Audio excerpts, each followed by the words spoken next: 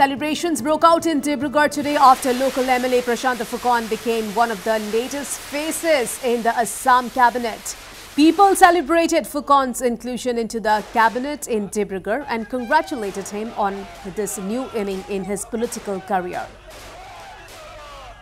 Meanwhile, we have reactions coming in of Prashant Phukan on his inclusion into the cabinet. Let's listen in now. রাজনৈতিক জীৱনত এটাকে দীঘলীয়া সময় বাছুৱাৰ পাছত আজি অসম মন্ত্ৰীসভাত সম্প্ৰসাৰণত মোৰ নামটো অন্তৰ্ভুক্তি কৰাৰ কাৰণে আৰু যেতিয়া টুইটযোগে গম পালোঁ যে অসমৰ মাননীয় মুখ্যমন্ত্ৰী মহোদয়ে মোৰ নামটো অন্তৰ্ভুক্তি কৰিছে মই মুখ্যমন্ত্ৰী মহোদয়ক মই বিশেষভাৱে মোৰ ফালৰ পৰা ধন্যবাদ জ্ঞাপন কৰিছোঁ তেখেতে উপযুক্ত বুলি ভাবি মোক যিখিনি ব্যৱস্থা হাতত ল'লে মই তেখেতক বিশেষভাৱে ধন্যবাদ দিছোঁ আৰু অসমৰ ৰাইজৰ প্ৰতি থকা দায়িত্ব ডিব্ৰুগড় সমষ্টিৰ পৰা বাঢ়ি গৈ গোটেই অসমখনৰ দায়িত্ব দিয়াৰ যি ব্যৱস্থা মুখ্যমন্ত্ৰী মহোদয়ে কৰিলে আৰু মই আজি আপোনালোকৰ জৰিয়তে মই অসমবাসীক জনাব খুজিছোঁ যে মোৰ যি দায়িত্ব সেই দায়িত্ব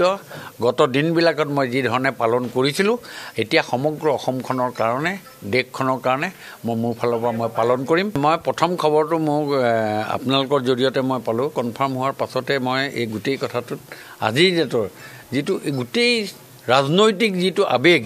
এই ৰাজনৈতিক আবেগটো মোৰ আজি মনত প্ৰতিফলিত হৈছে মইতো ইয়াৰ আগৰবাৰো বহুতবাৰ সম্প্ৰসাৰণ হৈছে মোৰ এটা কথা ইয়াত থিয়ৰি সদায় আছিলে যে সময় উপযোগী আৰু তাত যিটো ব্যৱস্থা এই ব্যৱস্থাত যদি সংস্থাপিতৰ ব্যৱস্থা থাকে নিশ্চয় মুখ্যমন্ত্ৰী মহোদয়ে কৰিব